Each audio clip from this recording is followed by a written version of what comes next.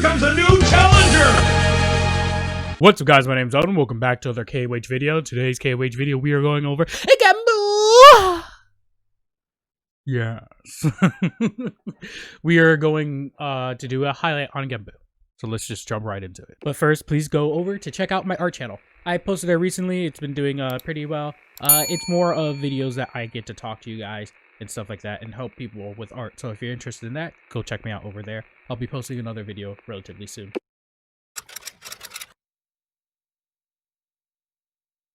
Genbu, a member of the masked owls that cross the eastern sea of Larazia. She excels in talismans infused with magic and neutralizes enemies with poison darts. Her seductive gaze and flirtatious attitude entices and destroys her adversaries, but she is also a tactician who specializes in dividing enemy forces with a voice that disrupts the mind. At an early age, she has chosen to be a member of the Kite Squad, a unit of elite of Moyoji, and distinguished herself on the field of battle with her natural talents.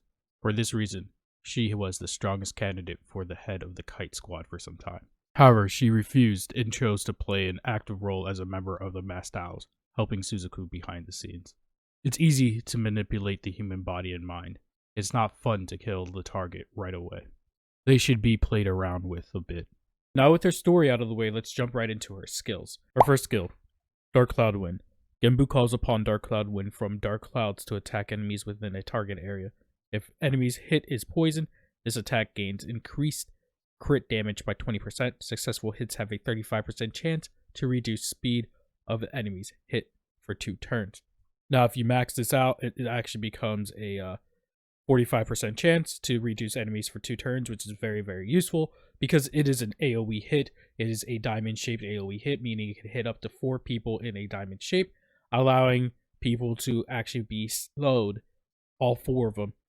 And if you have her equipped with something like Earthquake runes, you can stun them alongside. This skill does go up to 45% chance to reduce speed of enemies for 2 turns. I do not have this fully maxed out. That's why I do not have the 45% chance. Moving on to the next skill, Poison Essence.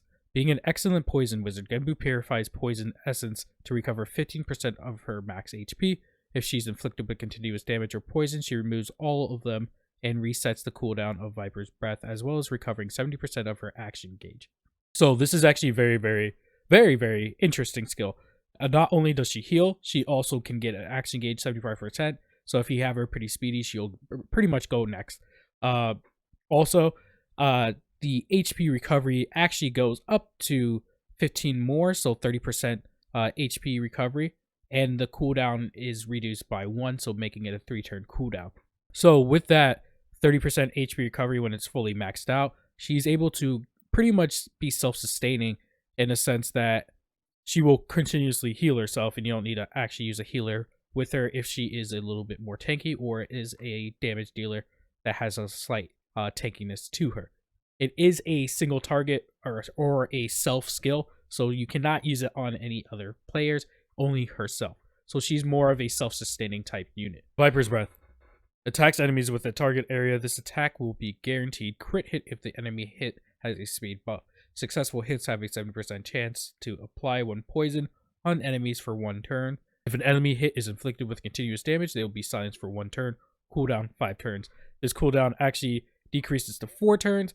The effect rate is actually increased by 30%, making this a 100% chance to inflict the poison. Poison actually slows and is also considered continuous damage all in one package. And then you also, when you skill this up, do a little bit more damage. Not a little bit, a lot more damage. 30% more damage. And you get a poison duration plus 1 turn, meaning this will last for 2 turns. So again, poison is continuous damage and slow, all encompassed in one package. I do believe this is misworded. I believe it is when they have a speed debuff, it is a guaranteed crit hit.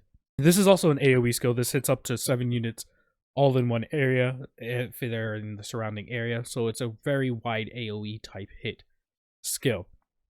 Moving on to her passive, the 4 Guardians Mirror. This is very unique also. Genbu has a protection of reversal of the 4 Guardians and is immune to transfer debuffs. When receiving a direct hit from an enemy, Genbu has a 40% chance to give debuffs that are activated by the attack back to the enemy does not apply to provoke.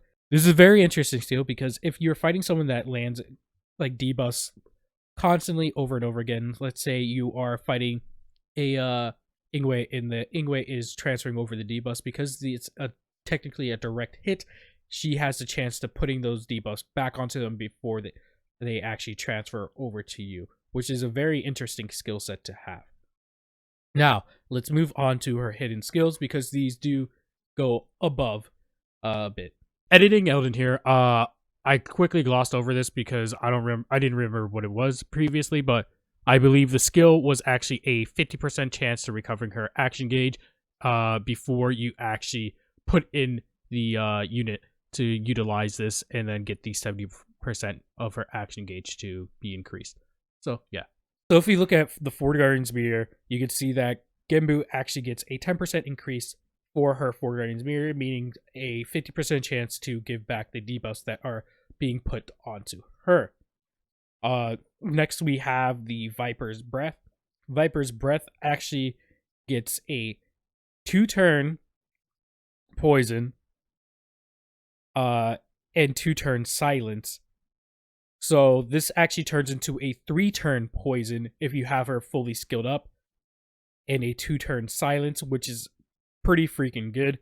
And then to her final one, for Guardian's Mirror again, she actually gets crit damage increased by 20%, alongside with the 50% chance to give the debuffs back. This makes her very, very strong and very, very powerful hitter. One thing to note, on the other side, the right side of the orbs, the final one, she does gain 13 speed, making her fairly quick.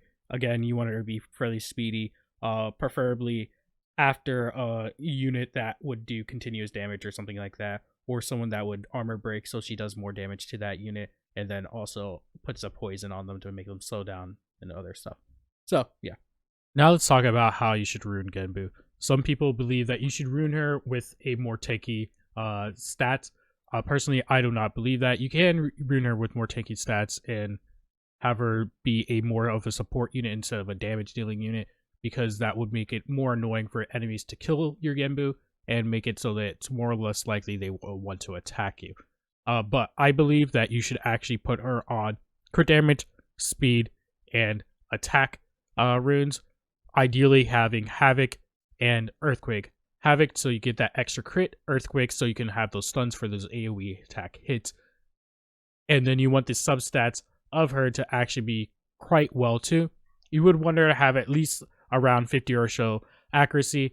You want really high crit rate and high crit damage, and you want her to be pretty speedy too. So you would want substats of crit rate, crit damage, attack, and speed. Also accuracy on some of them. Also, just so she lands her skills more often than not. And then when she does hit them, they do a lot of damage to them also.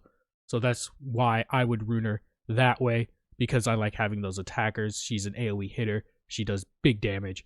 Big damage means killing enemies quicker, especially in farming situations or tower and stuff like that. That will be very, very helpful instead of just playing the long game of slowly chipping them down. Now on to our final topic of Genbu. Locations that Genbu is actually used for, and it's good to be used for. You can utilize her in a numerous amount of places, mainly the TOAs, because if you do have her on Earthquake, she does have the stun, she also has the poisons, and she can also potentially silence them too, making them so they can't use their skill. So if they aren't stunned, they still can't use their skill, they can only use their first skill, making it easier for you to actually manage the mob's onslaught in especially TOA hard. Other places she can be potentially good to use for, but I personally wouldn't use her for, would actually be Fafnir. She could be potentially good to be used for Fafnir because she could just heal up all those dots that is given to her, and she could also put poison on the boss. Once you have her fully maxed out, again, that will be a 3-turn poison. But again, I wouldn't use her for that. Maybe in the future, you could possibly use her for that if you have like a certain team built around her, but I wouldn't personally use her for that. But one place that she does really shine in is going to be PvP because she has the AoE attacks. And if you, again, have her on Earthquake, she could stun, put on silence, put on poison. Poison works as a slow debuff and a continuous damage alongside with the slows that she gets from her normal attack, which is again an AoE hitter. Thank you guys for watching. Don't forget to like, comment, and subscribe. Also, don't forget to follow me on my social media accounts. You'll see animation playing right now. If you want to see how that is made and other art related things, go over to check out my art channel. Also, don't forget to check out my Twitch. I've been streaming more over on Twitch. I've been doing it more randomly, but I will have a set schedule in the future. At the moment, I've been streaming a lot of COD and other various games that aren't necessarily KOH, but I do stream KOH, and I will be doing art once again over on there. So go give me a follow over there if you're inclined to do so. Once again, thank you guys for watching, and I'll see you later. Peace.